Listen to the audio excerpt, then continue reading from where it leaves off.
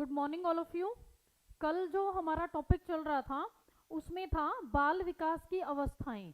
कुछ मनोवैज्ञानिकों ने अपने अपने पॉइंट ऑफ व्यू दिए थे इन अवस्थाओं के बारे में। कल हमने उनके बारे में बात की, लेकिन आज हम उसके बारे में डिटेल से बात करेंगे। तो तो आज हम डिटेल से बात करने वाले हैं। तो देखिए, सबसे पहले जो अवस्था आती है, विकास की जो अवस्था आती है, तो आपने एक एक पॉइंट को अपनी कॉपी में नोट करते जाना है शॉर्ट वर्ड्स में। ठीक है, तो सबसे पहली जो अवस्था है गर्भकालीन अवस्था है। सबसे जो पहली अवस्था है वो कौन सी है? गर्भकालीन अवस्था है।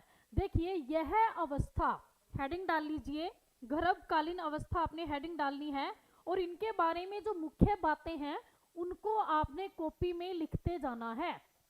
तो सबसे पहले देखिए, यह अवस्था गर्भ से जन्म तक मानी जाती है। कब से? गर्भ से जन्म तक मानी जाती है। Good morning all of you.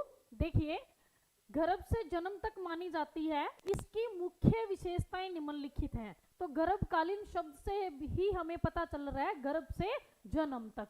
तो इसमें सबसे पहली बात होती है कि इसमें विकास की गति तीव्र होती है।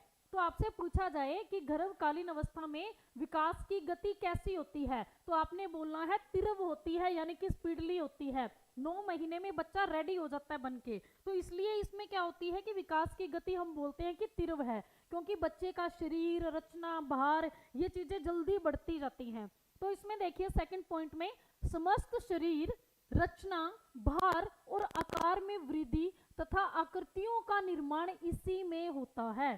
पहले में क्या था?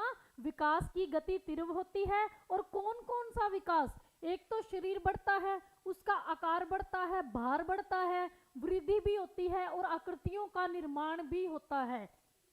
उसके शरीर के अंग हैं जो वो बनने शुरू हो जाते हैं और जल्दी से बनते हैं। इसलिए क्या कहा जाता है कि इसमें विकास की गति है वो तीव्र होती है। इस अवस्था में होने वाले परिवर्तन शारीरिक होते हैं। जो सबसे ज्यादा इसमें परिवर्तन होते हैं, अगर आपसे पूछा जाए गर्भकालीन अवस्था में किस तरह के परिवर्तन होते हैं, मानसिक, शारीरिक, सामाजिक, सांस्कृतिक, तो आपने बोलना है शारीरिक, क्योंकि शरीर का विकास ही होता है बच्चे के।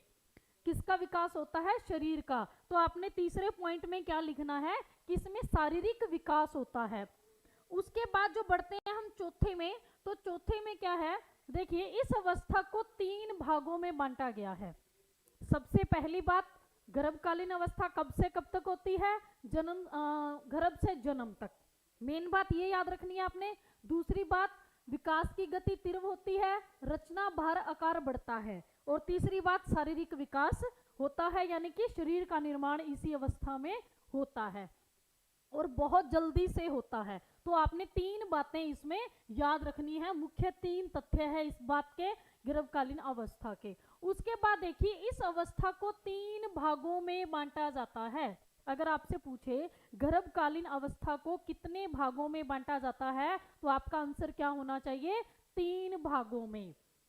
तो वो 3 भाग कौन कौन से हैं उनकी बात कर रही हैं। सबसे पहला लिखो, बीजावस्था। सबसे पहली कौन सी होती है? बीजावस्था। तो देखिए, गर्भधान से 2 सप्ताह तक की अवस्था को बीजावस्था कहा जाता है। कब तक की? 2 सप्ताह तक की। तो ध्यान से आपने लिखना है इसको। आपसे पूछा जाए बीजावस्था का समय क्या है, या गर्भधान से 2 सप्ताह की अवस्था को किस नाम से जाना जाता है, तो बीजावस्था के नाम से जाना जाता है। इस अवस्था में जीव अंडे के आकार का होता है। जो बेबी होता है वो स्टार्टिंग में 2 सप्ताह तक इसमें होता है, एक अंडे की शेप में होता है, तथा इसके अंदर कोशिका विभाजन की क्रिया होती रहती है। कोशिकाएं हैं, उनमें विभाजन की, टूट फूट की क्रिया है जो वो होती रहती है। ये अंदर होती है। ये जो कोशिका क्रिया है ये आंतरिक होती है। ऊपर कोई परिवर्तन दिखाई इसमें नहीं देता। कोशिका विभाजन की क्रिया इसमें कैसी होती है? आंतरिक होती है और इसमें बाहर कोई परिवर्तन दिखाई नहीं देता। लगभग 1 सप्ताह तक यह अंडाकार जीव गर्भाशय के तरल स्राव में तैरता है। लिक्विड फॉर्म में रहता है ये। पहले किस फॉर्म में रहेगा? लिक्विड में। और अपना पोषण है ये संयम करता रहता है। स्टार्टिंग के कौन से समय में? 2 सप्ताह तक ये अपना पोषण है वो खुद ही लेता रहता है। किंतु गर्भाधान के 10 दिन बाद। लेकिन 10 दिन के बाद क्या होता है, देखिए 10 दिन के बाद ये गर्भाशय की जो दीवार होती है उसके साथ चिपक जाता है, और इसी चिपकने की विधि को हम क्या बोलते हैं, इसी क्रिया को आरोपण कहते हैं। आरोपण के नाम से इसको जाना जाता है। इसके बाद गर्भ जीव अपने पोषण के लिए माँ के शरीर पर आश्रित हो जाता है। उसके बाद माँ पर आश्रित होता है, लेकिन पहले किस पे आश्रित रहता है, अपना भोजन खुद बनाता रहता है, किसी पर भी आश्रित ये नहीं होता। तो ये हमने बात की थी गर्भावस्था की पहली अवस्था की, जिसे हम बीजावस्था के नाम से जानते हैं। और इसमें जो जीव होता है, जो बच्चा होता है, वो अंडाकार शैली में होता है, और उसके बाद जैसे जैसे समय बढ़ता जाता है ये इसका निर्माण है जो वो होना शुरू हो जाता है। दूसरी जो आती है भ्रूणावस्था। दूसरी कौन सी आती है, भ्रूणावस्था। यह विकास की दूसरी अवस्था है। भ्रूणावस्था कौन सी होती है, विकास की दूसरी अवस्था होती है, जो कि तीसरे सप्ताह से प्रारंभ होकर दूसरे माह के अंत तक चलती है। आपको समय पता होना जरूरी है कि कौन सी अवस्था का कौन सा समय होता है। तो आपने याद रखना है कि भ्रूणावस्था का समय वो कौन सा होता है, तीसरे सप्ताह से लेकर दूसरे माह के अंत तक। पहले में क्या था, पहले में 2 सप्ताह तक था, अब तीसरे सप्ताह से शुरू होकर दूसरे माह के अंत तक हो गया, और इसी अवस्था को हम क्या बोलते हैं, भ्रूण कहते हैं। भ्रूण के नाम से जाना जाता है। आपने न्यूज़पेपर वगैरह पूरा नहीं लिखना, आपने जो जो बातें मैं बोल रही हूँ सिर्फ आपने वही लिखनी है, पूरा लिखने की जरूरत ही नहीं है आपको, सिर्फ मेन जो चीजें मैं आपको बता रही हूँ वही लिखते जाना है आपने, ठीक है। तो भ्रूणावस्था में आपने एक तो टाइम लिख लो, इसका टाइम क्या है, तीसरे सप्ताह से लेकर दूसरे माह तक, अंत माह का मतलब महीना, दूसरे महीने के अंत तक होती है, और इसी को हम क्या बोलते हैं, भ्रूण कहते हैं। बस यहाँ से आपने एक ही चीज लिखनी है, समय। अब नेक्स्ट मैं बोलने वाली हूँ आगे। देखिए विकास की गति इस अवस्था में अत्यधिक तीव्र हो जाती है, और इसमें क्या होता है, विकास है वो बच्चे का वो बहुत ज्यादा तेजी से होना शुरू हो जाता है। तो आपने लिखना है विकास की गति तीव्र, यानी कि तेज हो जाती है। और इसमें क्या होता है, भ्रूण के अंदर तेजी से परिवर्तन शुरू हो जाते हैं। अब विकास की गति तीव्र होगी तो परिवर्तन तो ऑब्वियसली तेजी से होंगे। तो इन दोनों में से आपने एक ही बात लिखनी है, क्या लिखनी है, कि विकास की गति तीव्र होती है। उसके बाद शरीर के सभी प्रमुख अंगों का निर्माण इसी अवस्था में होता है। बच्चे के जो शरीर के अंग है वो बनने शुरू हो जाते हैं किस अवस्था में, इसी भ्रूणावस्था के अंदर ही उसके जो शरीर के अंग है उनका निर्माण शुरू हो जाता है। तो तीसरी बात आपने लिखनी है, शरीर के अंगों का निर्माण। तीसरी बात क्या लिखोगे आप, शरीर के अंगों का निर्माण। दूसरे माह के अंत तक भ्रूण की लंबाई 1.25 इंच से 2 इंच। अब दूसरे माह के अंत, जब दूसरा महीना खत्म होता है तो तब क्या होती है, जो भ्रूण होता है उसकी लंबाई 1.25 इंच से 2 इंच और भार लगभग 2 ग्राम हो जाता है। इंपॉर्टेंट चीज है, आपने कॉपी पे नोट करनी है। और क्या नोट करनी है, दोबारा रिपीट करूं, कौन सी चीज, पहली बात तो आपने भ्रूणावस्था का समय लिखना है, तीसरे सप्ताह से दूसरे माह तक, और उसके बाद में विकास की गति तीव्र होती है। दूसरी बात क्या लिखेंगे, विकास की गति है वो तीव्र होती है। और तीसरी में क्या लिखेंगे, शरीर के अंगों का निर्माण होता है, शरीर के अंगों का निर्माण होता है। 3 बातें होगी। उसके बाद चौथी बात हमने क्या लिखनी है, कि दूसरे माह तक के अंत तक, कि जब दूसरा महीना पूरा होता है, लास्ट में चलता है, तो जो बच्चा होता है, भ्रूण होता है, उसकी लंबाई 1.25 इंच से 2 इंच तक, लंबाई 1.25 इंच से 2 इंच हो जाती है, और जो भार है वो 2 ग्राम हो जाता है। भार कितना हो जाता है, 2 ग्राम। समझ में आ रहा होगा सभी को। लेकिन इस समय भ्रूण का जो स्वरूप है वो स्पष्ट नहीं होता, लेकिन अभी तक पूरा नहीं बनता, स्पष्ट नहीं होता पूरा। सिर का आकार अन्य अंगों की तुलना में बड़ा होता है। बच्चे का जो सिर होता है वो ज्यादा बड़ा होता है, बाकी जो अंग होते हैं वो छोटे होते हैं। छोटा जो बेबी होता है, क्योंकि आपने देखा होगा कि जन्म के बाद हमें शेप में लाना पड़ता है उसको, बहुत अजीब सा होता है, तो इसका जो आकार होता है वो ज्यादा बड़ा होता है। सिर का आकार अन्य अंगों की तुलना में बड़ा होता है। कान भी सिर से काफी नीचे स्थित होते हैं, कान की जो शेप होती है वो भी क्या होती है, काफी नीचे होती है। उसके बाद नाक के स्थान पर केवल एक छेद होता है, नाक के स्थान पर क्या होता है, सिर्फ एक छेद होता है। और माथा है वो काफी चौड़ा होता है, और माथा कितना होता है, काफी चौड़ा माना जाता है। ये बात कब की है, 2 महीने तक। अब जो इसमें जो हमने बातें की हैं वो सारी की सारी 2 महीने तक की है, क्योंकि बाल मनोविज्ञान है, इसमें हमें हर एक चीज़ के बारे में देखना पड़ेगा कि क्या क्या चीज़ें होती हैं, और यहाँ से आपको एक क्वेश्चन भी मिलेगा पेपर के अंदर। तो ये बात की थी हमने भ्रूणावस्था की। अब देखिए इसमें भ्रूण का निर्माण है वो 3 परतों में होता है। इंपॉर्टेंट क्वेश्चन है, पूछा भी जाता है कि या निचली परत को क्या कहते हैं या बाहरी परत को क्या कहते हैं, इस तरह क्वेश्चन यहाँ से पूछा जाता है। तो देखिए जो भ्रूण का निर्माण है वो 3 परतों से होता है। तो आपने लिखना है भ्रूण का निर्माण 3 परतों से होता है। तो सबसे पहली होती है बाहरी परत। जो बाहरी परत होती है इसको हम एक्टोडर्म कहते हैं। क्या बोलते हैं? एक्टोडर्म। तो बाहरी परत हमारी एक्टोडर्म, मध्य परत है हमारी मियोडर्म, और तीसरी जो है आंतरिक उसको एंडोडर्म बोलते हैं। और ये क्वेश्चन पूछा गया था पेपर में, ये जो क्वेश्चन है पूछा गया था पेपर में कि भ्रूण अवस्था की आंतरिक परत को किस नाम से जाना जाता है, तो एंडोडर्म के नाम से इसको जाना जाता है। तो इंपॉर्टेंट चीज है ये, आपने अच्छे से इनको कॉपी पे नोट करना है। 3 परत है, एक्टोडर्म, मियोडर्म और एंडोडर्म, ये तीनों परतें इंपॉर्टेंट है। तो आप अपनी कॉपी पे जल्दी से इसको नोट कर लीजिए।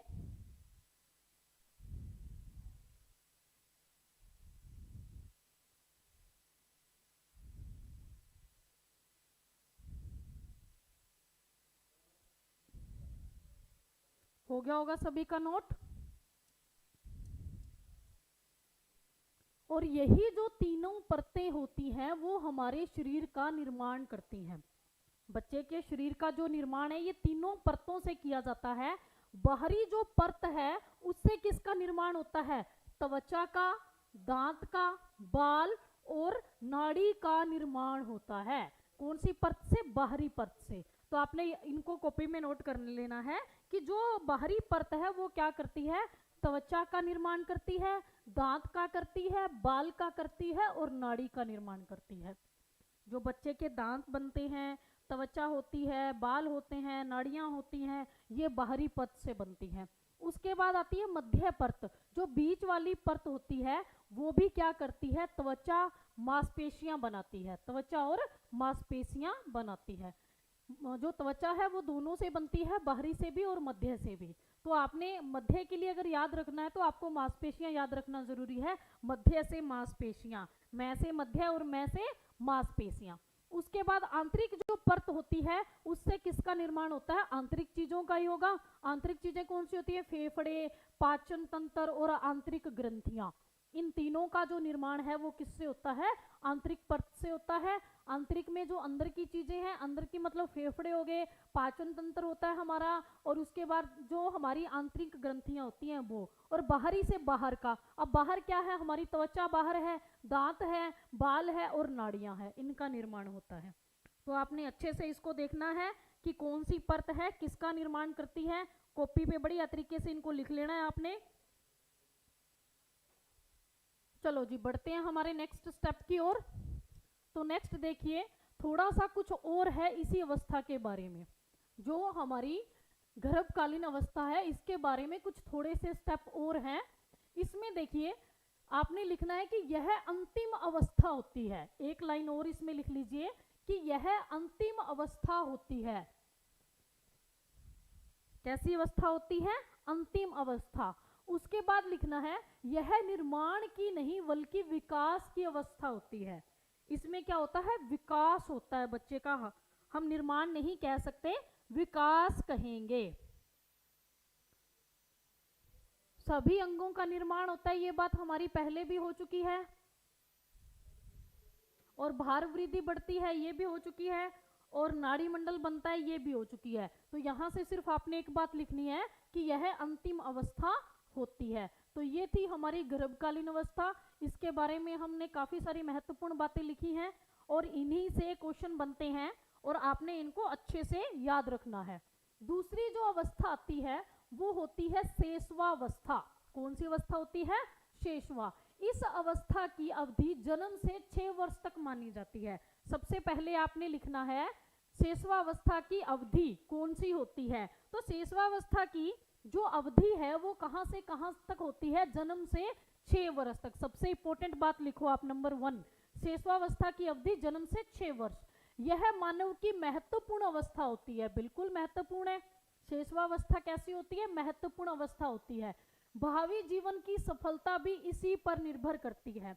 तीसरी बात क्या है? भावी जीवन की सफलता भी इसी पर निर्भर करती है। ये बात लिखने की हमें कोई जरूरत नहीं है, हमने सिर्फ दो बातें लिखनी है। कौन कौन सी? पहली, इसका टाइम पीरियड क्या होता है, इसकी अवधि क्या होती है, और दूसरी यह है महत्वपूर्ण अवस्था है। दो चीजें आपने रिपीट यहाँ पे राइट करनी है। उसके बाद देखिए जो हरलोक है, हरलोक ने इसके बारे में क्या बोला है। अभी हम बातें कर रहे हैं कुछ मनोवैज्ञानिकों की। मनोवैज्ञानिकों ने शेषवावस्था के बारे में अलग अलग अपनी अपनी राय दी है। तो उन्होंने क्या बोला है? सबसे पहले हरलोक ने क्या बोला है शेषवावस्था के बारे में? परिभाषाएं महत्वपूर्ण होती हैं, पेपर में कई बार परिभाषा दी जाती है और पूछा जाता है कि ये किसकी परिभाषा है, तो आपने भी इसको ध्यान से पढ़ना है। देखिए हरलोक ने क्या कहा है, जन्म से लेकर 2 सप्ताह तक की अवस्था शेषवावस्था है। अब हरलोक ने टाइम चेंज कर दिया, इसने बोल दिया कि जन्म से लेकर 2 सप्ताह तक क्या है? शेषवावस्था है। 2 सप्ताह के बाद बालपन शुरू हो जाता है। हरलोक ने क्या कह दिया कि बालपन शुरू है, बच्चे का जो बचपना है वो 2 सप्ताह के बाद शुरू हो जाता है और 2 वर्ष तक रहता है। अब इसने क्या बोला कि 2 सप्ताह से शुरू होकर 2 साल तक रहता है और 2 वर्ष के बाद प्रारंभिक बाल्यावस्था 6 वर्ष तक रहती है। अब इसने हरलोक ने तो इसका टाइम ही चेंज कर दिया। शेषवावस्था के बारे में क्या बोल दिया? शेषवावस्था क्या है? सिर्फ जन्म से 2 सप्ताह, सिर्फ 2 सप्ताह को ही इसने बोल दिया कि यही शेषवावस्था है। और इसने बोला कि 2 सप्ताह के बाद तो बालपन शुरू हो जाता है, बचपना शुरू हो जाता है और वो 2 वर्ष तक रहता है। 2 हफ्ते से शुरू होकर 2 साल तक बचपना रहता है और 2 वर्ष के बाद हम बोलते हैं कि प्रारंभिक बाल्यावस्था है और वो कहाँ तक रहती है? 6 वर्ष तक। ये बात हरलोक ने बोली है। अब आपने सीधा याद रखना, जन्म से लेकर 2 जो सप्ताह है तक की अवस्था क्या है? हमारी शेषवावस्था, हरलोक के अनुसार। ठीक है, हरलोक ने बोली है। बस आपने एक ही लाइन याद रखनी है, आगे की तो अपने आप उसी में आ जाएगी अगर आपको पूरी स्टेटमेंट यही देता है तो। जन्म से लेकर 2 सप्ताह की अवस्था क्या है? शेषवावस्था। ये हरलोक ने लोक कर दी ये बात। ठीक है, उसके बाद देखिए वैलेंटाइन। वैलेंटाइन ने क्या बोला इसके बारे में? सबसे इंपॉर्टेंट परिभाषा है ये, वैलेंटाइन की सबसे इंपॉर्टेंट परिभाषा है। वैलेंटाइन ने क्या बोला है शेषवावस्था के बारे में? उसने कहा है कि शेषवावस्था सीखने का आदर्श काल है। क्या बोला है? कि शेषवावस्था है वो सीखने का आदर्श काल है, कि बच्चा बहुत अच्छा उसमें सीख सकता है। तो वैलेंटाइन ने क्या कर दिया? सीखने का आदर्श काल बोल दिया। किसको? शेषवावस्था को। बहुत इजी और बहुत इंपॉर्टेंट परिभाषा है ये। उसके बाद थॉर्नडाइक। थॉर्नडाइक के बारे में आपने बहुत कुछ सुना होगा। तो थॉर्नडाइक ने क्या बोला है? 3 से 6 वर्ष की आयु प्राय अर्ध स्वप्नावस्था है, मतलब आधे सपनों में रहता है बच्चा। तो इसने क्या बोला है कि 3 से 6 वर्ष की आयु क्या है? अर्ध स्वप्नावस्था है, यानी कि बच्चा है वो आधे सपनों में खोया रहता है। अब थॉर्नडाइक ने कुछ और ही बोल दिया। तो इस तरह सभी ने अलग अलग अपनी परिभाषाएं दी हैं शेषवावस्था के बारे में। तो पहले हरलोक ने कह दिया था जन्म से 2 सप्ताह ही है। वैलेंटाइन ने बोल दिया कि यह आदर्श काल है। उसके बाद थॉर्नडाइक ने बोल दिया कि आधे सपनों की है। फ्रॉइड ने क्या बोला कि व्यक्ति का जो कुछ बनना होता है 4 से 5 वर्ष तक बन जाता है। और फ्रॉइड ने 4 से 5 सालों में ही बच्चे का सब कुछ बना दिया। तो देखो सभी ने अपनी अलग अलग बातें बोली है। हरलोक ने 2 सप्ताह तक लोक कर दिया, वैलेंटाइन ने आदर्श काल बोल दिया, थॉर्नडाइक ने आधे सपनों का बोल दिया, फ्रॉइड ने बोल दिया कि जो कुछ भी बनना है वो 4-5 साल की आयु में ही बन जाएगा। तो इस तरह आपने इनकी परिभाषाओं को करना है। सबसे पहले हरलोक, फिर वैलेंटाइन, फिर थॉर्नडाइक और उसके बाद कौन आए थे? हमारे फ्रॉइड आए थे। फ्रॉइड ने क्या बोला कि व्यक्ति का जो कुछ बनना है वो 4-5 साल तक ही बन जाता है, यानी कि इसी अवस्था में बन जाता है। ये इंपॉर्टेंट मनोवैज्ञानिक है। वैसे तो बहुत सारे मनोवैज्ञानिकों ने परिभाषा दी हुई है। उसके बाद आता है वॉटसन। वॉटसन ने क्या बोला है? शेषवावस्था में सीखने की गति और विकास की सीमा अन्य अवस्था की तुलना में अधिक होती है। बस वही बात बोली है कि बाकी जो अवस्थाएं हैं उन अवस्थाओं में सबसे बढ़िया वाली अवस्था है, यानी कि आदर्श काल है। ये भी आदर्श काल का मतलब कि अच्छा सीखा जा सकता है, बाकियों से ज्यादा बच्चा इस अवस्था में सीखता है। यह बात किसने बोली? यह बात वॉटसन ने बोली। वॉटसन ने उसके बाद गैसल आते हैं। गैसल ने क्या बोला, प्रथम 6 वर्ष बालक बाद के 12 वर्ष का दुगुना सीख जाता है। यही बोला है कि स्टार्टिंग के जो 6 सालों में बच्चे ने सीखना होता है वो बाद के 12 वर्ष का दुगुना सीख जाता है, यानी कि बाद से ज्यादा सीखता है। मेन कहने की बात यही है कि बच्चा है वो क्या करता है, इसमें ज्यादा सीख पाता है, बस इतनी ही बात है। इसमें भी गैसल ने भी उसी बात को रिपीट किया है, लेकिन उसने अपने शब्दों का प्रयोग कुछ अलग तरीके से कर दिया। उसने इसको आयु वर्ग में बांट दिया। आयु वर्ग के अकॉर्डिंग उसने बता दिया कि 6 वर्ष तक ही बच्चा बहुत सीख लेता है, जो आगे आने वाले 12 वर्षों में सीखना होता है। तो ये थी हमारे कुछ परिभाषाएं शेषवावस्था के बारे में। और एक और है हमारे गुड एनफ। इसकी परिभाषा इतनी इंपॉर्टेंट नहीं है, लेकिन फिर भी हम एक बार रीड कर लेते हैं। तो कुछ इंपॉर्टेंट परिभाषा है इसकी, पेपर की दृष्टि से नहीं, लेकिन इसके वर्ड इंपॉर्टेंट है। तो देखिए, गुड एनफ। गुड एनफ ने क्या बोला है कि व्यक्ति का जितना मानसिक विकास है उसका आधार 3 वर्ष की आयु तक ही है, कि बच्चे का जो मेंटली विकास होना है वो 3 वर्ष तक की आयु तक ही हो जाता है। अब इसने ये बोल दिया कि व्यक्ति का जो भी मेंटली विकास होना है वो 3 वर्ष की आयु तक हो जाता है। बात वही है, बस इसने वही चीज कर दी कि आयु वर्ग है उसको चेंज कर दिया। इसने बस बोल दिया कि 3 साल ही बहुत है बच्चे को सीखने के लिए। ठीक है, तो ये हमारे कुछ मनोवैज्ञानिक थे जिनकी परिभाषा हमने आज की है। और उसके बाद इसकी विशेषताओं की बात करते हैं। सबसे इंपॉर्टेंट टॉपिक आ रहा है हमारा शेषवावस्था की विशेषताएं। तो हेडिंग डाल लीजिए आप लोग, शेषवावस्था की क्या क्या विशेषताएं होती हैं। यहाँ से भी बहुत बार क्वेश्चन पूछा जाता है। तो देखिए क्या क्या विशेषताएं हैं। सबसे पहली, शारीरिक विकास की तीव्रता। जो शारीरिक विकास है वो तीव्र गति से होता है। जो हमने पीछे टॉपिक पढ़े हैं उन्हीं में से ये उठे हुए हैं। तो देखिए क्या क्या विशेषताएं हैं। सबसे पहली है शारीरिक विकास की तीव्रता। शारीरिक विकास बहुत जल्दी से होता है। दूसरी, मानसिक विकास की तीव्रता। अब मानसिक विकास भी बच्चे का होता है इसी में। सीखने का आदर्श काल है, वही बात जो परिभाषा मनोवैज्ञानिक ने दी है। सीखने की प्रक्रिया में तीव्रता, बच्चा बहुत जल्दी सीखता है। उसके बाद कल्पना की सजीवता, बच्चा कल्पनाओं में भी रहता है, जैसे उसने बोला था ना कि आधे सपनों में रहता है। दूसरों पर निर्भरता। अब शेषवावस्था में क्या होता है, बच्चों दूसरों पर ही निर्भर करते हैं ना, तो वही बात इसने बोली है कि दूसरों पर निर्भरता रहती है। आत्म प्रेम और सब मोह की भावना होती है बच्चे में। बच्चा सिर्फ अपने आप से प्यार करता है, उसको और किसी चीज से मतलब नहीं होता। शेषवावस्था में बच्चे को सिर्फ खुद से ही मतलब होता है। नैतिक गुणों का अभाव, बच्चे में नैतिक गुण नहीं होते। मतलब बच्चे को ये नहीं पता होता इस अवस्था में कि कहाँ पे क्या बोलना है, क्या करना है। ये चीजें तो सिखाई जाती हैं हमारे द्वारा।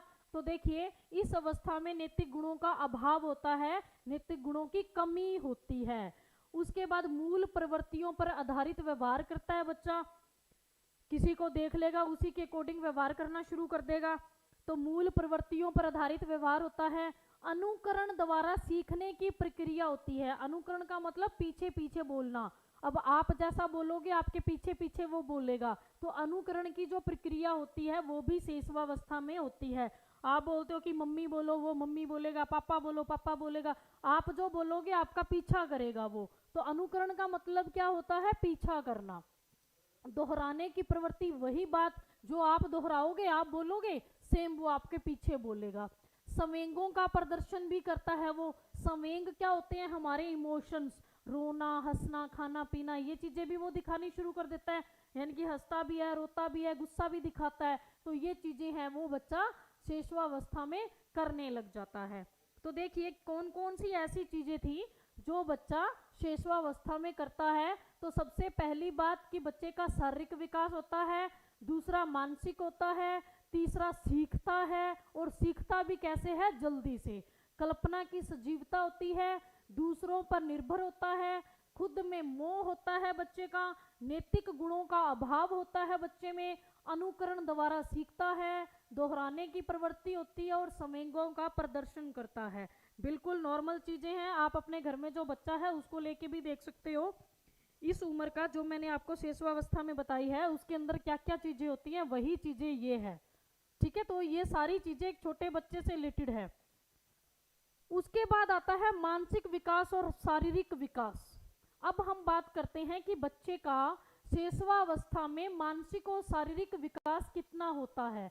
तो सबसे पहली जो बात है कि जब बच्चे का जन्म होता है, जब बच्चे का जन्म होता है तो बच्चे का वजन कितना होना चाहिए, तो 3 किलोग्राम। तो सबसे पहले इंपॉर्टेंट थिंग आप लिखो कि बच्चे का जो शारीरिक विकास जब होता है तो उसमें वजन की बात करते हैं तो जन्म के समय कितना होना चाहिए, 3 किलो। 3 किलो का बच्चा होना जरूरी है।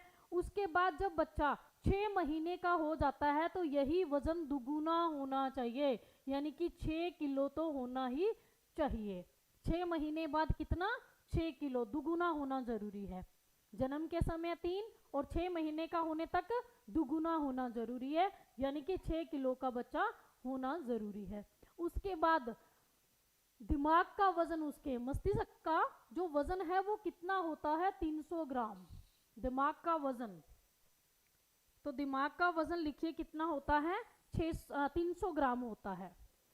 और शेषवावस्था के अंत तक, जब शेषवावस्था खत्म होती है तब 1 किलो 250 ग्राम, 1 किलो 250 ग्राम वजन होना जरूरी है।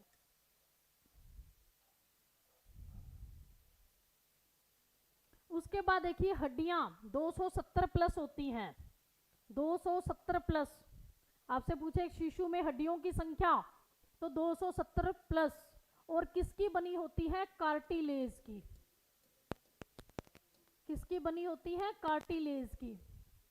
आपसे पूछे शिशु की हड्डियां हैं वो किसकी बनी होती हैं, तो आपने बोलना है कार्टिलेज की बनी होती है और 270 प्लस होती हैं। एक ह्यूमन बीइंग में, एक मानव में कितनी होती है, 206 होती हैं, लेकिन स्टार्टिंग में सभी में 270 होती हैं जन्म के समय, और उसके बाद ये धीरे धीरे मर्ज होती जाती हैं, तो ये कितनी बन जाती हैं, 206 बन जाती हैं, और पहले कितनी होती हैं, 270 प्लस होती हैं।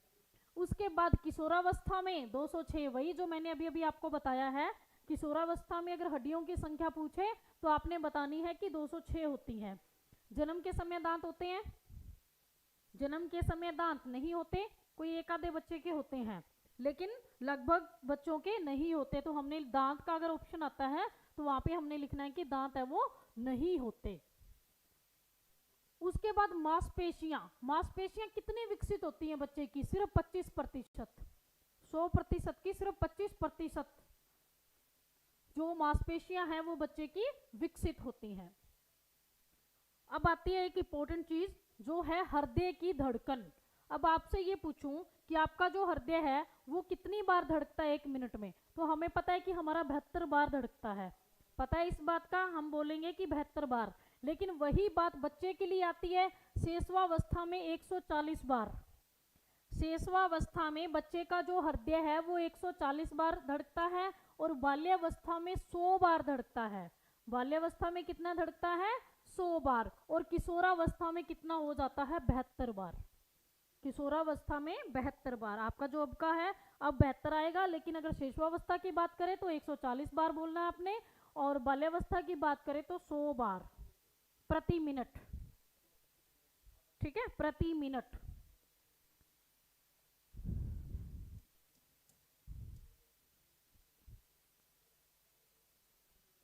लो जी, ये थी हमारी शेषवावस्था जो हमने कर ली है। और अब जो हम बात करने वाले हैं वो है बाल्यावस्था की। बाल्यावस्था के बारे में बात करने वाले हैं। शेषवावस्था के बारे में हमने बहुत सारी बातें कर ली हैं, और अभी नेक्स्ट जो क्लास आएगी जब हमारा टॉपिक कंप्लीट हो गया तो आपको मैं उसमें से क्वेश्चंस भी करवा दूंगी कि किस तरह बाल्यावस्था से क्वेश्चन पूछे जाते हैं। तो देखिए हम बात करते हैं बाल्यावस्था की। यह महत्वपूर्ण अवस्था मानी जाती है। पता ही है हमें कि महत्वपूर्ण अवस्था मानी जाती है। देखो ये जो होती है 2 से 12 वर्ष तक की मानी जाती है। बाल्यावस्था कहाँ से कहाँ तक मानी जाती है, कई जगह 2 से 12 या 6 से 12 भी बोल सकते हैं हम, 6 से 12 मानी जाती है। जब शेषवावस्था 6 तक मान ली तो ये 6 से 12 भी मानी जाती है। उसके बाद देखिए इसको 2 भागों में बांट दिया गया है। जो हमारी बाल्यावस्था है इसको 2 भागों में बांटा गया है। एक है पूर्व बाल्यावस्था, एक है उत्तर बाल्यावस्था, बचपने से पहले, और एक बचपना जब उतर रहा है। 2 तरीके हैं इसके। तो पूर्व बाल्यावस्था को 2 से 6 वर्ष का समय माना गया है। पूर्व बाल्यावस्था को क्या समय माना गया है, 2 से 6 वर्ष। और जो उत्तर बाल्यावस्था है वो 7 से 12 वर्ष मानी गई है। उत्तर बाल्यावस्था कहाँ से कहाँ तक मानी गई है? 7 से 12 वर्ष तक मानी गई है। उसके बाद देखिए, अब इसके बारे में जो इंपॉर्टेंट चीजें हैं वो लाइन टू लाइन आपने लिखनी है। सबसे पहले अगर आपसे पूछा जाए समायोजन की अवस्था बताइए, यानी कि एडजस्टमेंट की अवस्था बतानी है, कौन सा टाइम पीरियड ऐसा है जो एडजस्टमेंट का है, समायोजन का है, तो वो क्या है? बाल्यावस्था। सबसे पहले लिखो समायोजन की अवस्था। इसमें बच्चे को एडजस्टमेंट करने में प्रॉब्लम आती है। समायोजन की अवस्था, बालक को प्रतिदिन सभी क्षेत्रों में समायोजन करना पड़ता है। ऐसी अवस्था में बालकों की जिज्ञासा प्रवृत्ति का विकास होता है। जिज्ञासा प्रवृत्ति क्या होती है? क्या, क्यों, कैसे, इसके सवालों के जवाब है बच्चे को चाहिए होते हैं। तो आपने नंबर 1 डालना है, समायोजन की अवस्था है। समायोजन में ब्रैकेट में डालो क्या, क्यों, कैसे, कि बच्चा ये सवाल करता है, कहीं पे भी जाता है, कहीं पे भी रहता है, आप कुछ भी बोलते हो तो बच्चा आपसे क्वेश्चन करेगा कि यह क्या है, क्यों है, कैसे है। तो ये ऐसे क्वेश्चंस बच्चा आपको करता है। उसके बाद देखिए जो नेक्स्ट है हमारा इसी में, इसके अलावा समूह प्रवृत्ति का विकास होता है, यानी कि बच्चा ग्रुप में रहना शुरू करता है। तो नंबर 2 डाल लीजिए, बच्चा ग्रुप में रहना शुरू करता है, या समूह में लिख लो कि समूह प्रवृत्ति। छोटा सा अगर आपने सेकंड पॉइंट लिखना है तो समूह प्रवृत्ति लिख लीजिए।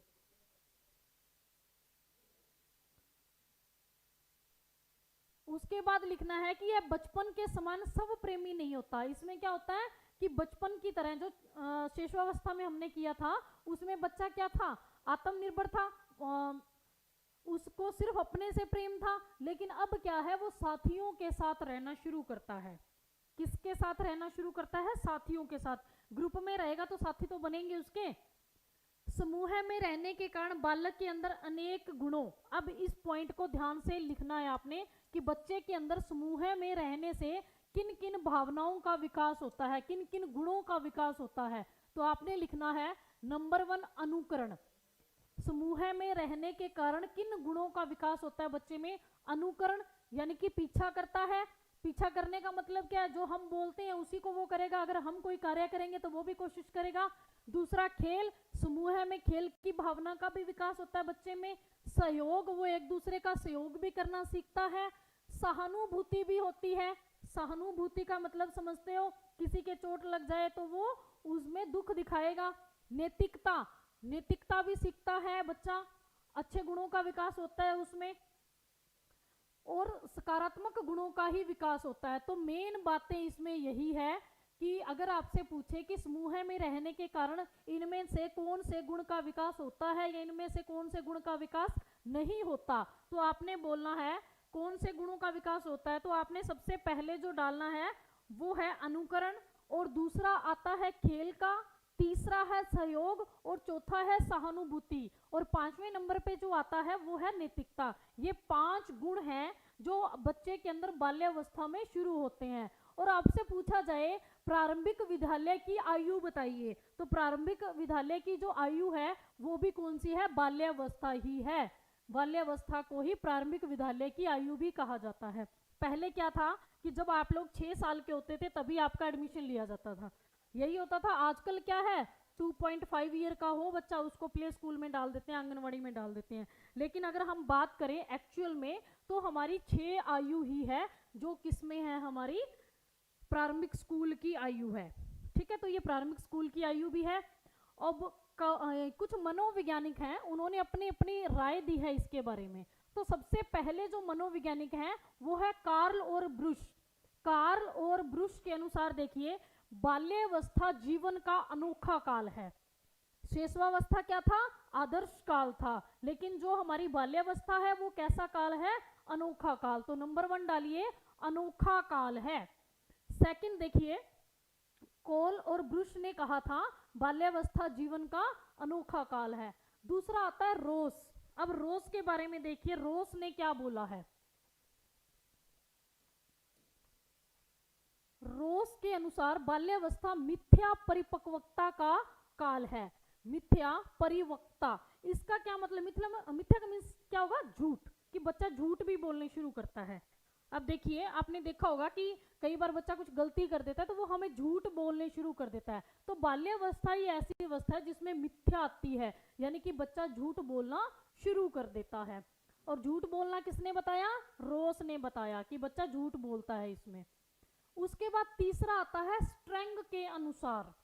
स्ट्रेंग, स्ट्रेंग ने क्या बोला है, देखिए कि ऐसा शायद कोई खेल हो जिसे 10 वर्ष के ऊपर बालक न खेलते हो, 10 वर्ष के बालक न खेलते हो। स्ट्रेंग, स्ट्रेंग ने क्या बोल दिया कि ऐसा कोई भी खेल नहीं है जिसे 10 वर्ष के बालक न खेलते हो। तो स्ट्रेंग ने शायद कर दिया। तो शायद वाली परिभाषा क्या है कि शायद में क्या आ जाएगा कि ऐसा कोई खेल हो जो 10 वर्ष के बालक न खेलते हो। अब इसने किसकी बात कर दी? खेलों की बात कर दी। तो ये परिभाषाएं थी बाल्यावस्था की, जो कुछ मनोवैज्ञानिक थे उन्होंने दी थी। तो देखिए, इनके बारे में बहुत चीजें हैं, लेकिन हम सिर्फ इंपॉर्टेंट बातें हैं जो वही कर रहे हैं, जो इंपॉर्टेंट है, जो एग्जाम की दृष्टि से इंपॉर्टेंट है। इन चीजों को समझना जरूरी है। लिखते जाओगे, कितना ही लिख लो, कोई क्राइटेरिया नहीं है इनका। कहीं पे आपको कुछ मिलेगा, कहीं पे कुछ। सभी अपनी अपनी राय दे रहे हैं कि शेषावस्था ये है, बाल्यावस्था ये है। एक्चुअल में हमने अपने आप पे लागू करके देखना इन चीज़ों को कि किस टाइम के दौरान हम क्या करते थे। तो वहीं से अपने आप आपके माइंड में सेट हो जाएगा कि शेषावस्था क्या है, बाल्यावस्था क्या है। तो आपने जो बातें मैं बोल रही हूँ उनको ध्यान से समझना है और सेट करना है माइंड के अंदर। रट्टा मारने से कुछ नहीं होने वाला। समझ के अगर करोगे तो आपको जो साइकोलॉजी है, आपकी टीचिंग मैथोलॉजी है, बिल्कुल इजी लगेगी, टफ नहीं लगेगी आपको। तो उसके बाद बात करते हैं बाल्यावस्था के कुछ नाम। तो ध्यान से लिख लो इनको। बाल्यावस्था को किस किस नाम से जाना जाता है? तो सबसे पहले इसको जाना जाता है निर्माणकारी काल के नाम से।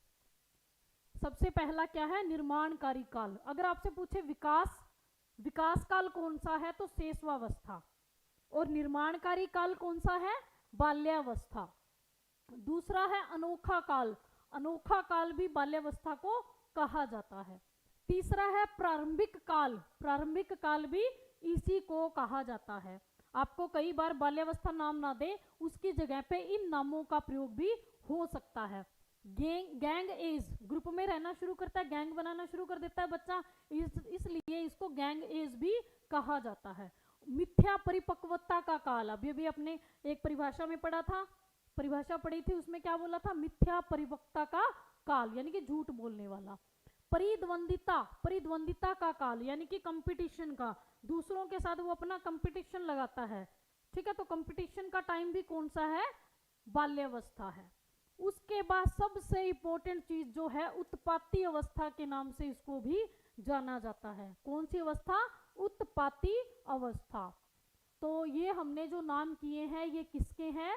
ये बाल्यावस्था के हैं। सबसे पहला है निर्माणकारी काल, बच्चे का निर्माण होता है इसमें। दूसरा अनोखा काल, तीसरा प्रारंभिक काल, चौथा है गैंग एज, और पांचवा है मिथ्या परिपक्वता, और छठा है प्रतिद्वंदिता, और उसके बाद है उत्पाती अवस्था। तो ये कुछ नाम है जो बाल्यावस्था के हैं।